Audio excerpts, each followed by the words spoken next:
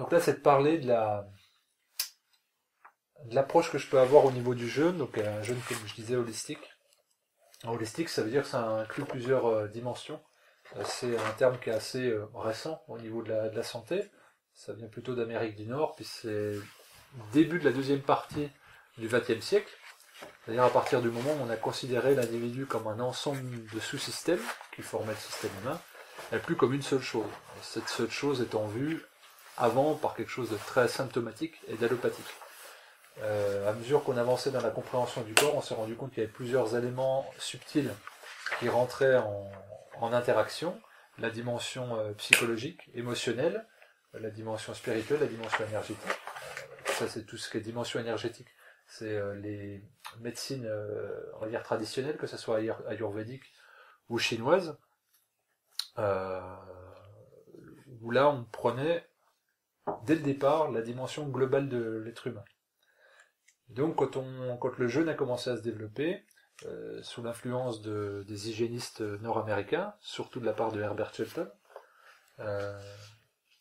c'était uniquement l'aspect physique. C'est-à-dire que la personne avait une pathologie, elle entendait parler du jeûne, ou on lui conseillait le jeûne, c'était pas de descente alimentaire, on prend la personne, on la fait jeûner 40 jours à l'eau dans une chambre. Voilà, c'était de cette façon-là, et ça s'est pratiqué de cette façon-là pendant des dizaines d'années. Herbert Shelton a fait ça, donc qui était un biologiste, a pratiqué de cette façon-là pendant 30-40 ans. C'est la personne qui a fait jeûner le plus de personnes au monde, avec des résultats fort probants.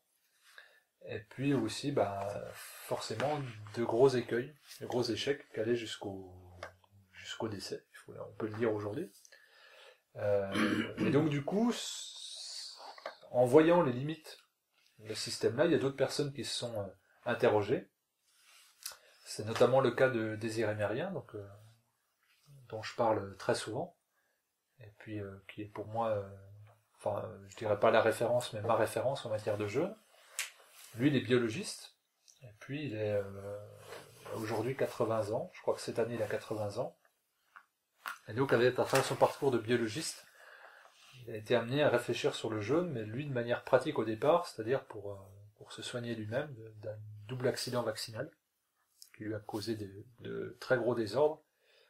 Et donc, dans les années, si je dis pas de bêtises, 60-70, il a fait ses premiers jeûnes, très longs, 50 jours, je crois. Et puis après, il a essayé de comprendre le jeûne de manière biologique. Et pour moi, sa très grande qualité à désirer, en plus de son savoir immense, c'est son ouverture. Et il s'est très vite rendu compte qu'il y avait des obstructions émotionnelles qui empêchaient la libération des toxines pendant le jeûne. Le jeûne tel que je le pratique personnellement et tel que je l'encadre, c'est ce qu'on appelle un jeûne hygiéniste. Donc, les hygiénistes, je parlais, Herbert Shelton, c'est lui qui a lancé le mouvement hygiéniste. Alors, il y a différents praticiens aux États-Unis, et puis il y a une personne en France qui a traduit les travaux des hygiénistes nord-américains, qui est Albert Mosseri, qui est un très grand accompagnateur de jeûne, qui est israélien, qui a habité en Égypte, et qui a migré en France dans les années 60, et qui a traduit toute la littérature hygiéniste nord-américaine, et qui a rendu possible sa diffusion. Et puis c'est lui qui a fait jeûner la première fois Désiré Mérien. Et les deux, accompagnés de personnes comme Pasbeck, qui sont très connus, ont propagé le mouvement hygiéniste en France, qui était très très très actif dans les années 70, et puis fait connaître le jeûne. Le jeûne hygiéniste, à la différence de tous les autres, c'est de faire en sorte que le corps travaille tout seul. C'est-à-dire, la plupart du temps, quand vous allez entendre parler de jeûne ou d'encadrement de jeûne, il y aura des purges, des lavements, des hydrothérapies, des saunas, des hammams, tout un tas de techniques souvent liées à l'hydrothérapie, au sens large, des huiles essentielles, il y en a même d'autres où il y a de l'homéopathie, enfin bref, tout un tas de techniques.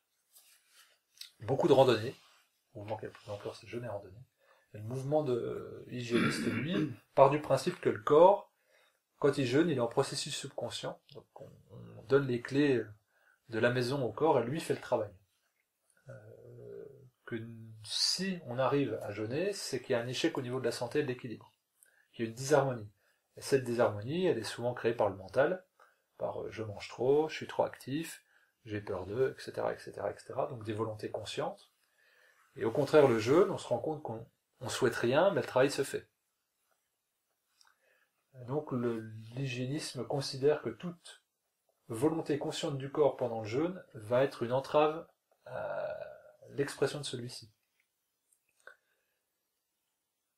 Si je souhaite, par exemple, aller marcher, parce que je pense qu'il est bon d'aller marcher pendant le jeûne, mais que mon corps me dit l'inverse en me disant reste au lit. Quelle est la bonne issue? Est-ce que c'est de forcer le corps en allant vers un acte qui est théorique et arbitraire, ou c'est aller dans son écoute? En hygiénisme, on dit le corps est savant, il y a un principe qui s'appelle l'homéostasie, c'est-à-dire le pouvoir guérisseur du corps, qui accomplit des processus physiologiques des centaines de fois toutes les minutes, qui vise à réparer le corps. Donc c'est plutôt de faire confiance à ça. On base en hygiénisme tout sur la puissance du corps, donc sur la qualité des émonctoires. Alors les émonctoires, c'est les reins, les intestins, le foie, la peau et les poumons. Et le différentiel qui fera que le jeûne sera efficace, ça sera la différence entre l'atoxémie et la vitalité. Et donc forcément, quand on jeûne, on abaisse la toxémie qu'on peut avoir, parce que déjà on n'en fait plus rentrer. Et aussi parce qu'on en libère par les émonctoires que je viens de citer. Et la vitalité, elle est toujours présente, elle est encore plus présente. Et donc c'est pas de dire, il faut stimuler le corps pour pas être en fatigue, avec toutes les guillemets que ça entreprend, et vous verrez, je vais revenir tout le temps là-dessus, tout le temps. C'est qu'on entend souvent les gens dire en jeûne, oh je suis fatigué, je suis écrasé de fatigue, je suis fatigué. C'est absolument pas de la fatigue. En hygiénisme, on considère ça comme une aversion énergétique. C'est-à-dire que l'énergie du corps est toujours la même, elle est même plus grande, parce qu'elle ne va pas vers la digestion. En revanche, elle va vers des processus métaboliques de nettoyage. Donc c'est-à-dire j'extirpe des cellules les déchets et les sources acides, parce qu'en gros, m'empoisonne au quotidien, je les remets dans le sang, donc quelque part je m'auto-intoxique, ce qui renvoie vers tous les phénomènes de détoxination et les désagréments qu'on peut avoir, je m'auto-intoxique, et donc il faut que ça soit renvoyé vers les émonctoires pour que ça soit éliminé du corps. Par les urines, par les selles, par l'éclair, par la respiration. En gros, par toutes les zones d'échange dans le corps. Ça, c'est vraiment la chose qui est capitale à comprendre. Mais si jamais je dis, d'accord, j'ai compris que les émonctoires étaient importants, je vais les stimuler. Par exemple, par un lavement. Peut-être qu'on peut en faire une, voire 2 fois par jour dans certains centres de jeûne. Là, on va demander aux intestins de travailler. Mais peut-être que c'était pas leur moment de travailler. Donc on va dédier une énergie très forte à cet endroit-là, cette zone-là. On va forcer l'intestin à travailler. Et ça va te faire une dépense énergétique, auquel le corps va devoir s'adapter. La sortie de matière et puis le symptôme qu'on va avoir va être positif, mais l'effet à moyen et long terme sera pas le plus bénéfique. Mais ça peut être la même chose aussi par des inhalations forcées pour faire travailler les poumons, par des massages qui seraient trop puissants, puis surtout par des excrétions par la peau, c'est un organe émonctoire fort, par le sauna ou par le hammam qui serait trop violent. Vous allez faire un hammam ou un sauna en jeûne, vous allez vous mettre une demi-journée à vous en remettre. Et donc, pendant cette demi-journée-là, vous éliminerez plus rien. Et le corps, lui, va être en situation de stress. Dès le départ, les hygiénistes étaient assez catégoriques, ils avaient compris ça, et c'était même, on reste enfermé dans la chambre, on garde la chambre, et point barre. Et là où je disais des Érémériens, il était curieux, c'est lui, il se dit, oui, mais la personne, elle est quand même frustrée, elle est quand même pas spécialement épanouie dans sa chambre, donc il y a tout un champ d'investigation à avoir au niveau de la sphère émotionnelle. Et dès le départ, lui, il a beaucoup lu en langue anglaise, et s'est rendu compte que les anglo-saxons, à travers différentes approches psychologie, psychanalyse, accordaient une part de plus en plus grandissante à la gestion du stress. Et il a constaté que les facteurs de stress produisaient des toxines, donc étaient des entraves à la libération de celle-ci pendant un processus de jeûne. Donc lui, il a fondé quelque chose qui s'appelle la bioanalyse, et puis son outil, très puissant, dont je reviendrai en détail plus tard, la biorespiration.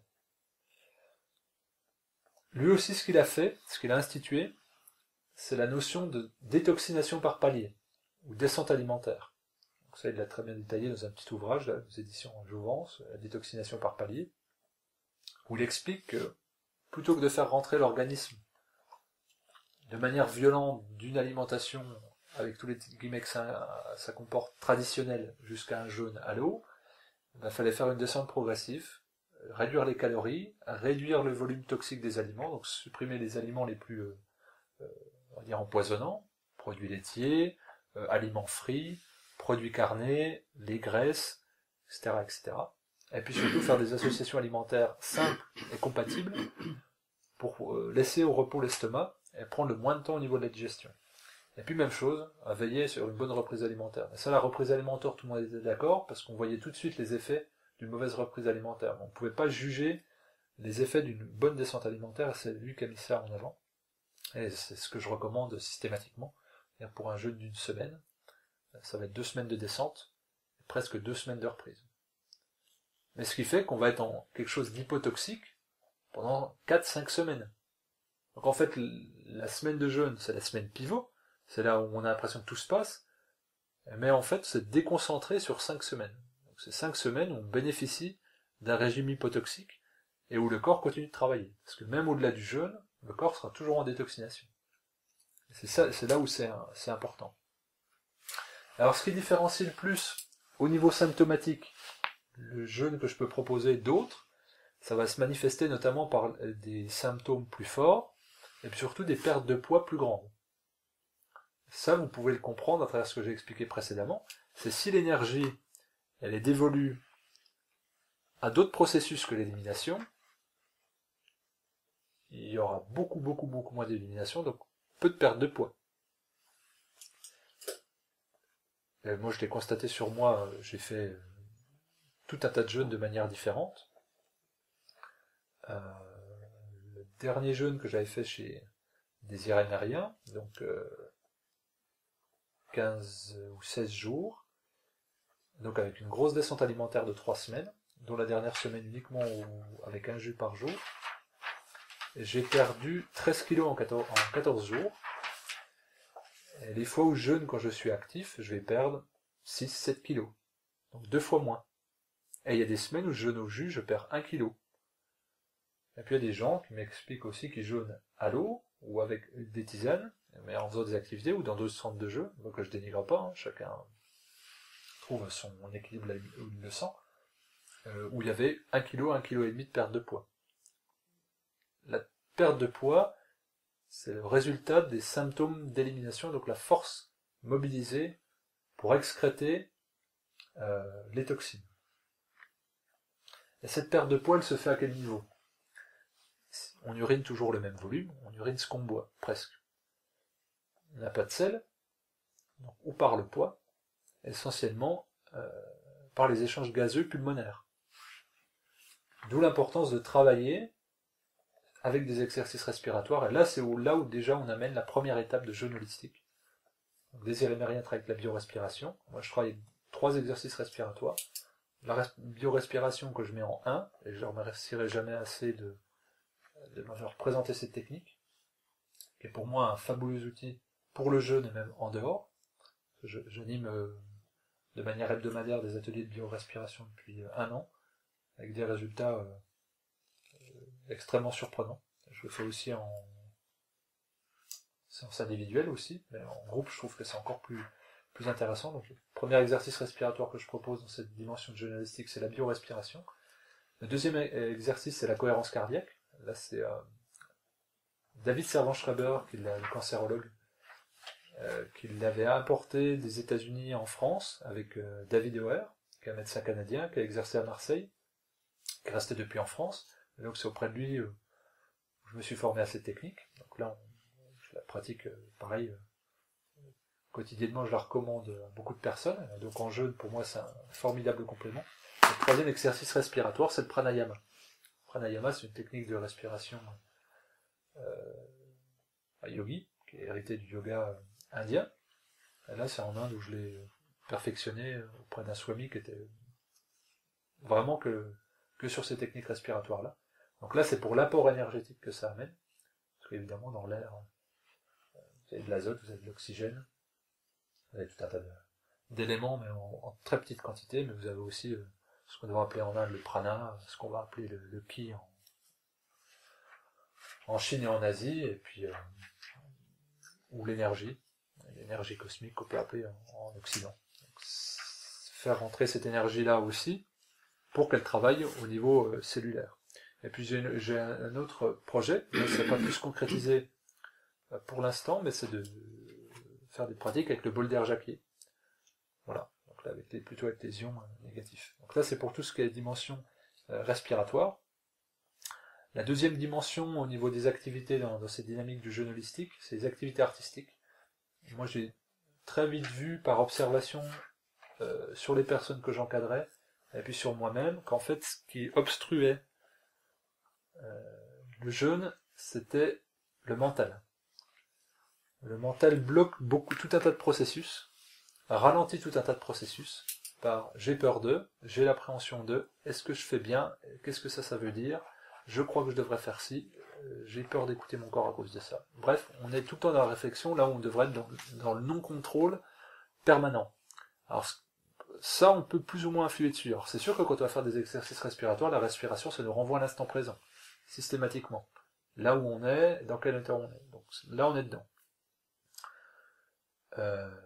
Quand on va être dans ces activités artistiques, on va être dans l'expression, donc dans l'instant, donc dans nos contrôles, donc on va basculer sur le cerveau droit. C'est là où, pour moi, c'est une pièce qui est assez importante, c'est que ça va décloisonner l'individu, elle en est vers le lâcher prise, donc le subconscient, et vu que le jeûne et la détoxination est un processus subconscient, c'est là où aussi ça va permettre d'être un accélérateur, un déclencheur, puis surtout ça va ouvrir des barrières. Je reviens un petit peu en arrière sur ce que j'ai oublié de le préciser, sur la cohérence cardiaque. La cohérence cardiaque, c'est un exercice respiratoire qui vise à synchroniser la respiration 6 fois par minute, pendant 5 secondes, pour se mettre en résonance avec le système nerveux autonome. Le système nerveux autonome, il régule tout un tas de fonctions métaboliques, production d'hormones, ça peut être l'insuline, ça peut être le cortisol, ça peut être l'adrénaline, voilà. Et puis, quand vous détoxifiez, vous ne pensez pas détoxifier, ça se fait de manière automatique. Quand vous pensez à respirer, là vous allez mettre un acte conscient, ce qu'on va faire tout à l'heure avec certains exercices, comme la cohérence cardiaque, mais sinon, en temps normal, vous ne pensez pas à respirer, vous le faites tout seul. Donc ça, c'est automatique. Donc le système nerveux autonome, sympathique parasympathique, régule toutes ces fonctions-là. Et donc pendant le jeûne, c'est que ça. C'est que ça. Et donc, dans cette dimension-là, la cohérence cardiaque, elle permet un plus grand lâcher-prise, un plus grand champ d'action, et une plus grande adaptabilité du système nerveux dans le processus de détoxination. C'est vraiment important de comprendre que le jeûne, c'est un processus subconscient. Donc, le plus on va mettre d'activité consciente dessus, le plus on va le bloquer. Donc les arts, pour y revenir, ça va être l'éveil, l'ouverture au cerveau droit, et puis surtout les libérations émotionnelles qui vont se produire. C'est-à-dire que si je suis dans l'expression de mon subconscient, c'est-à-dire je vais dessiner, je vais faire de la musique, je vais chanter, je vais écrire, je vais presque sortir de moi, donc me surprendre, et puis je vais me laisser entraîner. Et puis derrière, il y a des émotions qui vont sortir. Et puis des tensions aussi. Ce qu'on peut créer, puis au bout d'un moment, on dessine tranquillement, puis on se rend compte qu'on appuie de plus en plus fort sur la pointe, jusqu'à presque l'écraser sur la feuille. Et qu'est-ce que c'est que cette tension qui vient se manifester sur le papier? Et là, c'est quelque chose qui est en train de ressortir, donc c'est aller au bout. Ça peut être la même chose, on va dire, quand on va voir en biorespiration, on peut respirer très simplement, puis des fois ça peut être très tonique, très guttural, très expressif. Dans les autres activités annexes, il y aura tout ce qui va être lié au corps, mais de manière respectueuse au niveau physiologique. Alors, brossage de la peau. On a vu que c'était un émonctoire, donc là, tout ce que desquamage, peau morte, pour garder les pores ouverts, pour que la sudation soit permise. Ça fait partie de quelque chose qui est pour moi un bon accompagnement qui est physiologique. Le lavement du nez, donc avec les netipotes, faire transiter de l'eau d'une narine à une autre avec de l'eau salée. Les massages, automassage, on verra ça, donc stimulation de la voûte plantaire sur les méridiens d'acupuncture pour les organes émonctoires, reins, foie, intestin, et puis aussi trouver les zones spécifiques, aller masser les reins, aller masser le foie, ou mettre des bouillottes à des endroits spécifiques. Moi, je travaille beaucoup avec la capillothérapie du docteur Salmanov, donc là, de mettre un point chaud par exemple sur le foie, ça va activer la filtration, on est de l'ordre de 30 à 40 litres de sang filtré par demi-heure par le foie. Donc évidemment, où en jeûne, on est en détoxination, on mobilise des toxines dans le sang, si on les amène à être filtrées plus rapidement par le foie, eh ben on va gagner. Alors toujours pareil, en respectant aussi la vitalité qu'on a, on va pas demander au foie de filtrer plus, déjà on a l'impression qu'il faudrait qu'on aille au lit. Donc ça nous amène à la dernière activité, qui paraît très bizarre quand je l'amène, mais c'est le repos. Ça pourrait être une non-activité, mais pour moi c'est une activité. On a tellement pris dans l'emballement du quotidien, puis dans le fait d'être performant, d'être un parent performant, d'être un époux performant, d'être un salarié performant, d'être un individu pour soi performant pour s'autosatisfaire, qu'on est plutôt dans le faire. Le fait d'accepter d'être au repos, c'est pas rien faire, c'est laisser les clés de la maison, comme j'ai utilisé comme image tout à l'heure, à l'organisme, et lui dire, bah, moi je te malmène tous les jours, apprends-moi. Là, on est vraiment dans la dimension du corps médecin, et de l'autothérapie, qui fait que on va vraiment s'observer vers une voie d'auto-guérison. Le repos, j'insisterai jamais assez dessus, c'est le socle fondamental, parce que ça fait partie du lâcher-prise, c'est le socle fondamental d'un jeûne réussi.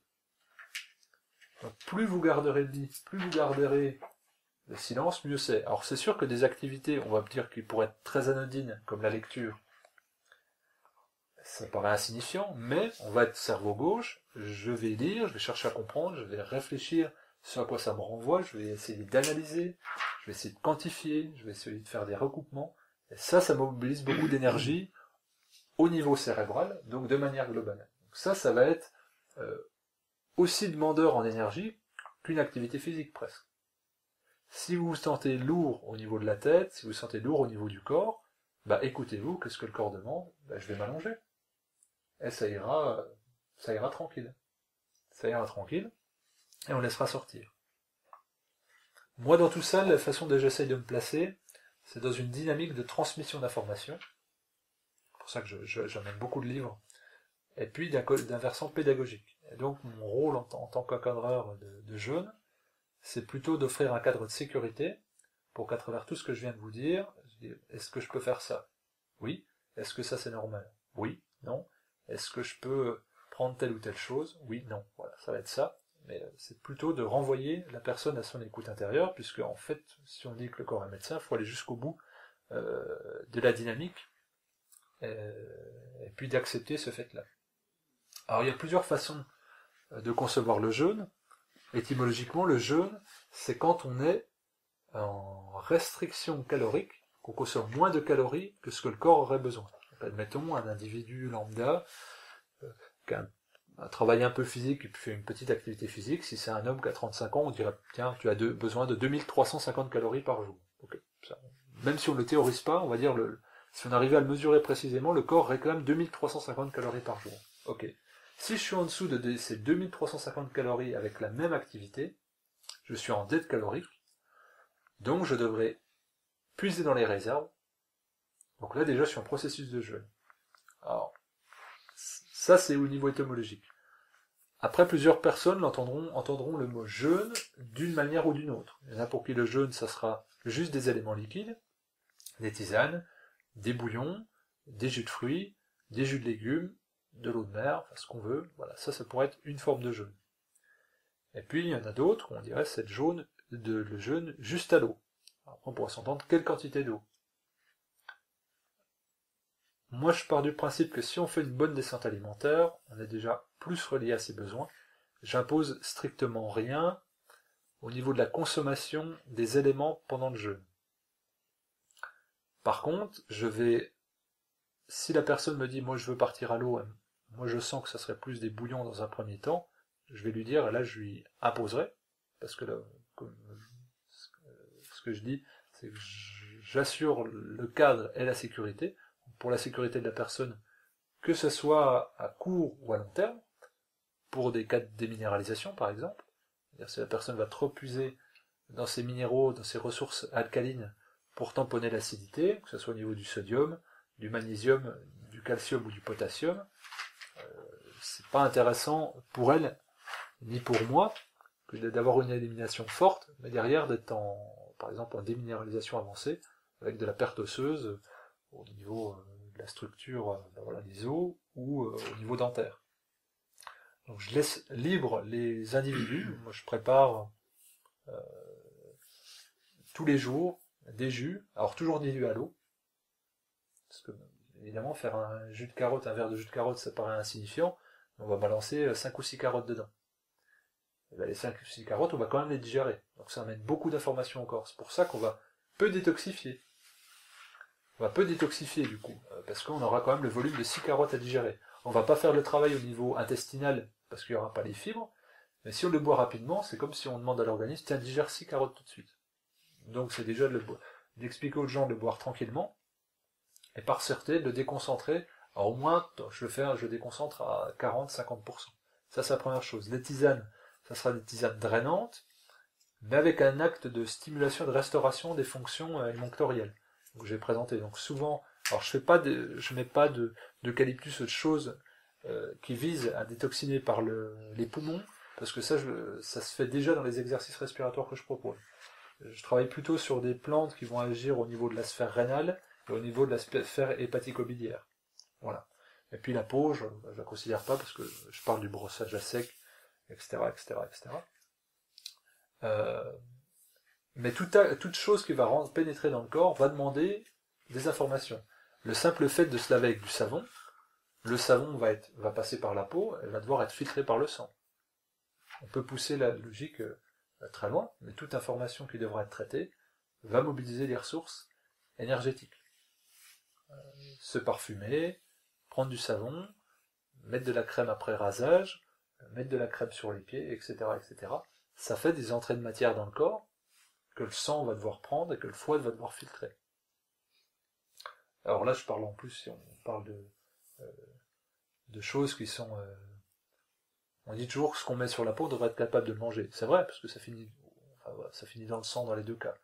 Donc, si on prend des choses, si on se met de l'huile de coco sur la peau, si on se lave avec du savon essentiellement fait sur base d'huile d'olive, et puis avec c'est déjà beaucoup plus respectueux si on met des choses avec des agents chimiques et des noix à rallonge bourrés d'additifs, de colorants ou autres. Déjà une chose, mais en tout cas, il faut avoir la certitude que tout ce qui va transiter dans notre corps va mobiliser des ressources et augmenter le volume de travail. Pour ce qui est donc de la consommation, moi je renvoie les gens à leur écoute, et puis après on pourrait dire, là par exemple, je sens que je détoxifie beaucoup, mais en même temps j'aimerais aller me promener cet après-midi. Donc je vais prendre un jus pour casser ma détoxination. C'est comme ça qu'il faut le voir. C'est que quand on prend un jus de fruits ou de légumes, ou les deux, mélangés pendant un jeûne, on dit ça va mieux. Ça m'a donné de l'énergie. C'est pas que ça donne de l'énergie, c'est que ça prend de l'énergie. Parce que aussitôt qu'on le prend, ça va mieux, mais il n'est pas digéré. C'est qu'en fait le corps il va vers l'urgence, et l'urgence c'est pas détoxifier, c'est-à-dire il y a quelque chose qui entre dans le corps, donc hop, une partie de l'énergie mobilisée va tout de suite à la digestion, et donc on sort de ce processus de détoxination. Et donc là on a l'impression d'avoir plus d'énergie, mais on n'en a pas plus, on en a même moins, sauf qu'elle est plus à l'intérieur, mais à l'extérieur. Elle va vers un processus qui a été conscient de notre part, c'est-à-dire je prends un ingrédient, liquide en l'occurrence, et je décide de l'ingérer. Et donc là, l'énergie, hop, c'est pour ça que désir émérien est un terme qui est très juste, qui est parfaitement adapté. Quand il entend les jeûneurs se plaindre de fatigue, il dit tu n'es pas fatigué, tu es inversé énergétiquement. C'est vraiment cette notion-là, pour moi c'est le mot le plus adapté, c'est celui que j'utilise beaucoup. Enfin, de toute façon, je fais très allègrement confiance à Désiré Mérien et ses 40 ans d'expérience sur le jeûne, et puis il est suffisamment carré pour trouver les mots justes, puis avoir le bon tempo pour pouvoir exprimer les choses. Cette inversion énergétique, elle est parfaite au niveau du sens. C'est qu'en fait, j'ai toujours la même énergie. Quand on jeûne, on dit, les gens disent, je jeûnerai bien, mais j'ai peur d'être fatigué ou je vais être fatigué. C'est absolument faux. C'est si tu es détoxiné, tu ne seras pas fatigué. Selon comment tu conçois la fatigue. Les 3 premiers jours de jeûne, c'est presque l'autodiagnostic. Suivant comment on va les vivre, ça mesure notre degré de toxémie. Et aussi notre degré de vitalité, sur comment on va pouvoir la gérer. Donc ce qu'on ressent comme facteur de fatigue, ça n'en est pas. Donc après, les différents signes, moi je suis très attaché à très peu de signes, mais je suis très très attaché, c'est la perte de poids, la pulsation cardiaque, la vitalité de l'individu. C'est comment tu te sens, combien tu as perdu de poids, et comment ton pouls a oscillé. Alors le pouls, j'y accorde l'importance, parce que c'est ce qui va montrer comment circule le sang. Quand en jeûne, le pouls augmente, souvent fortement, de 20, 25, 30%, parce que s'il y a plus de toxines en circulation dans le sang, le cœur va presser plus vite pour les faire sortir. La perte de poids, elle va être traduite par la sortie des échanges gazeux par les poumons. Le carbone va fixer l'oxygène et puis rejeter ça, ces matières-là, c'est pour ça qu'on parlera des symptômes plus tard, mauvaise haleine, donc chargée, etc. etc. Ça, c'est des signes qui sont intéressants. Donc perte de poids, et pulsation, et donc la vitalité, c'est comment tu gères ça. Je suis complètement écrasé, je suis accablé, là ça fait 30 heures que je ne peux pas sortir du lit, d'accord, c'est que ça sort très fort.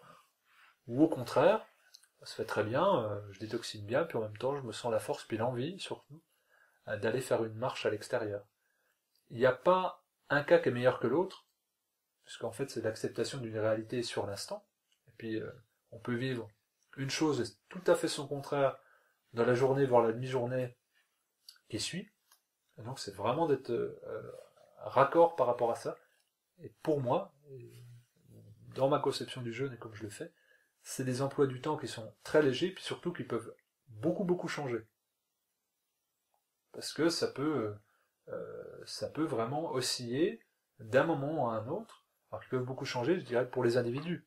Quand on est dans une notion de groupe, il y a des choses qui doivent être à un minimum séquencées. Par contre, le jeûneur, il doit sentir en lui la liberté de pouvoir faire ce qu'il veut, et de ne pas s'astreindre non plus trop à des règles, puisque ça lui coupera son élan de détoxination. Vous avez déjà tous fait l'expérience de faut absolument pas que je me loupe demain matin, j'ai mon train ou j'ai un super rendez-vous, faut que je sois prêt, à 6h faut que je sois debout. Vous vous réveillerez, vous regarderez votre réveil, il sera 5h58 ou 5h59. Donc ça, programmation au niveau du subconscient. C'est pas exceptionnel, on le sait depuis un moment maintenant. Et si vous jeûnez puis que vous dites d'accord, j'ai le droit de détoxiner entre 14h34 et 16h38, c'est un peu restrictif et c'est un peu dommage.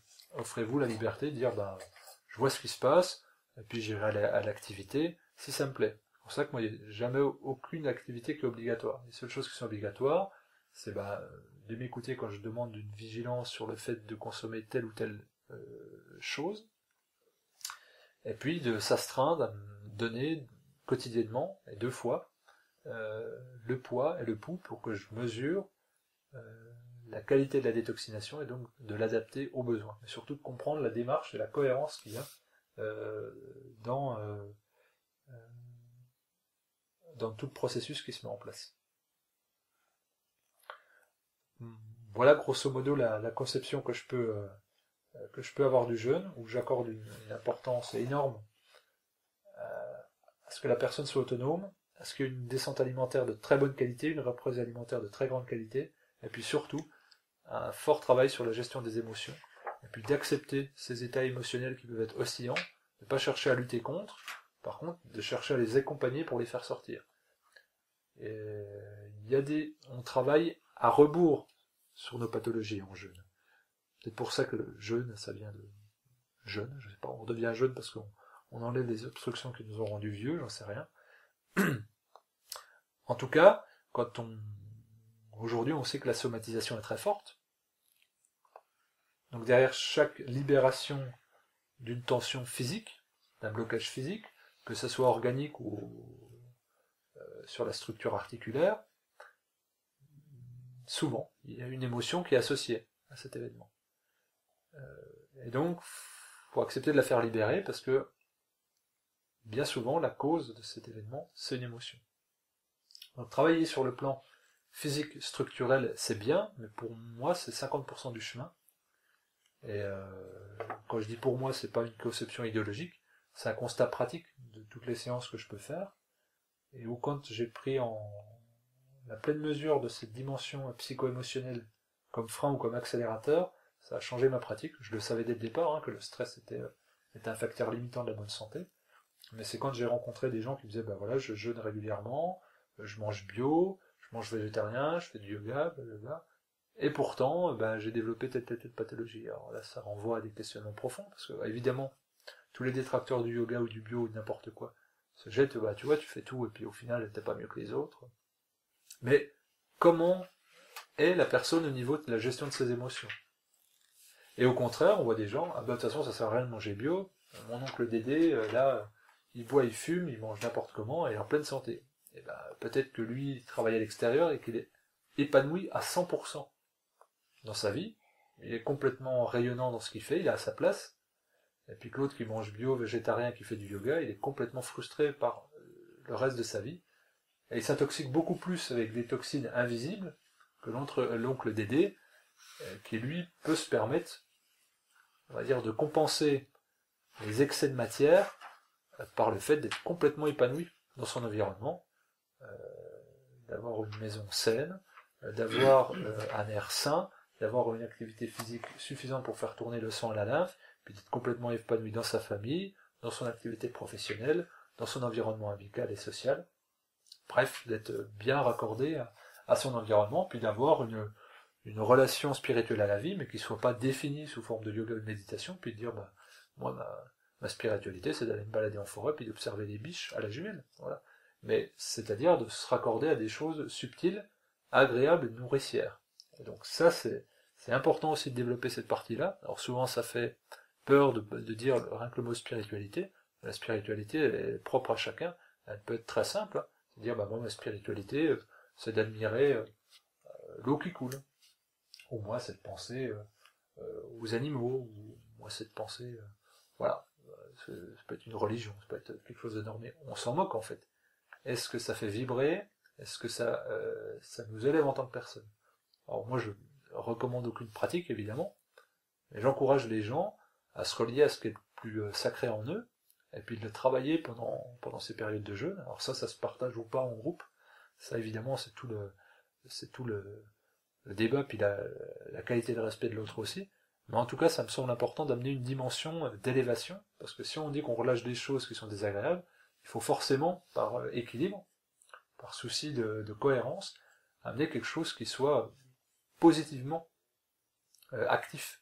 Et donc, ce qui est le plus sacré en nous, et ce qui nous fait vibrer, puis ce qui fait dire que la vie, elle est source de réjouissance, et puis qu'elle nous porte à avancer toujours plus loin. C'est-à-dire que quand on jeûne, c'est pour aller mieux, pour se connaître mieux, pour avancer plus loin et plus longtemps. C'est-à-dire c'est un investissement. Alors que pas matériel, mais un investissement sur soi-même, et surtout une formidable occasion de se découvrir. Donc c'est pour ça que j'essaye d'amener toutes ces dimensions dans le jeûne, parce qu'on n'a pas souvent l'occasion de bloquer une semaine ou plus dans sa vie, autant l'optimiser, et puis être dans le vrai lâcher, sortir du cadre de sa maison, sortir du cadre de son travail, sortir du cadre de ses habitudes alimentaires, et puis de toutes les préconceptions qu'on pourrait avoir en héritage, au niveau culturel, au niveau social, au niveau familial, même celles qu'on a pu se mettre dessus, la source de différentes informations, des lectures, des rencontres, des séminaires, des formations, puis de se dire, ça m'a porté jusque-là, aujourd'hui c'est plus moi que l'extérieur qui va m'apporter des informations, puis donc les laisser venir à travers le jeu, et donc être moins dans le vouloir, mais plus dans l'acceptation, la démaîtrise, et puis l'activité subconsciente par le cerveau droit, l'intuition plutôt que d'être dans le contrôle et dans le mental du cerveau gauche. Donc voilà un petit peu tout ce que je pourrais dire sur ma conception du jeûne, ma pratique du jeûne, pas qu'au niveau personnel, parce que ça peu importe, mais surtout la façon dont je l'encadre, je l'enseigne, et puis je la recommande au niveau efficacité, puis au niveau sécurité, qui sont les deux points les plus importants.